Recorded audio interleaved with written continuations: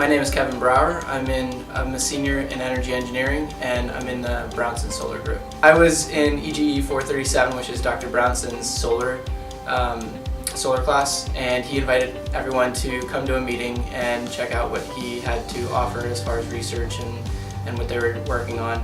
And I went to the meeting, and everything kind of resonated with me, and what he was talking about, it got me really excited to finally be able to do something hands-on and really something that I wanted to do instead of had to do. Right now I'm working on an attempt to make DIY pyranometers. Pyranometers are measurement devices that measure the solar radiance of the sun, and our goal is to make them less expensive than what is currently on the market and used in industry.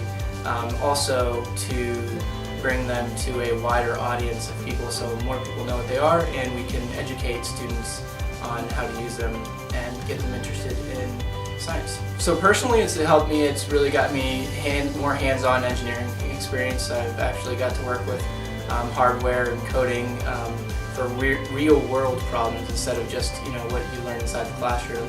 And then professionally, it's really helped me understand and analyze the data and what I'm actually doing, and step back and make sure I'm doing things the way that we would do it in industry too.